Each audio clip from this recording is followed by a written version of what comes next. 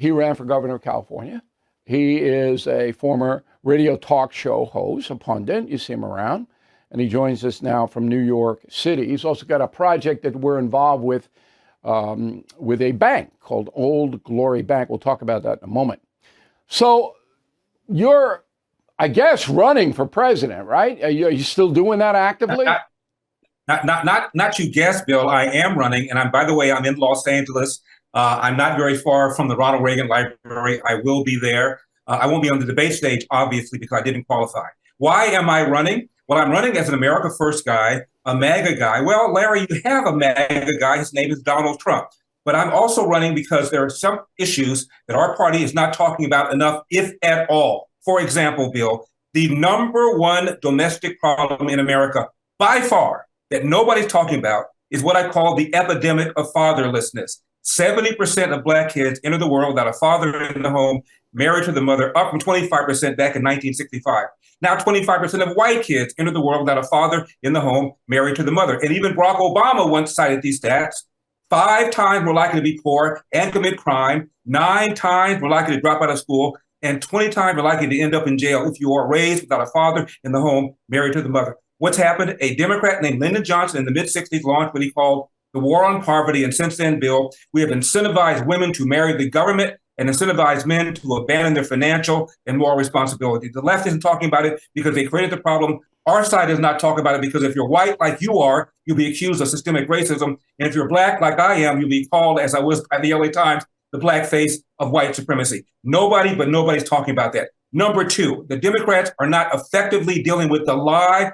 The Republicans are not effectively dealing with the lie Democrats have been pushing for decades, and that is the lie that America remains systemically racist. It's not just nonsense like reparations that this lie is pushing. It's getting people killed. It's called the Ferguson effect or the George Floyd effect, and that's a phenomenon of cops all over America, Bill, in the last few years, pulling back from their normal proactive policing. There are thousands of what I call excess deaths, people who are killed, have been killed, who otherwise would not have been killed. Most of them, by the way, Black and brown people living in the inner city who would be alive today if the police had not been maligned and therefore pulling back from their normal proactive policing. Our side is not effectively making that argument. Joe Biden goes to, this last point I'll make, and I'll shut up. Joe Biden goes to Howard University a few weeks ago, gives a commencement exercise, and says the number one threat to the homeland is white supremacy. Are you smoking something? The Anti-Defamation League keeps track of how many people are killed every year, Bill, by extremists.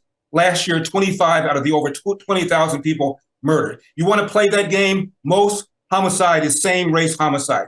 Most whites who are killed by other whites. Most Blacks who are murdered by other Blacks. However, every year there are roughly 750 interracial Black-white homicides. 500 white people killed by Blacks, even though Blacks are just 13% of the population. 250 Blacks killed by whites, even though whites are 60% of the population. Now, if Donald Trump at a commencement exercise said the number one threat to the homeland was Black supremacy, you and I would both denounce him as a race-hustling demagogue. But Biden says it and gets a pass, and our party says absolutely nothing. It's what's driving 13% of Black people to vote nearly 90% for the Democratic Party. If they didn't have that monolithic Black vote, this country is divided right down the middle. Democrats could not win elections, so they do so by telling Black people that we're victims, we're deserved of all sorts of programs because of the racist white man, and our party does not effectively deal with that lie.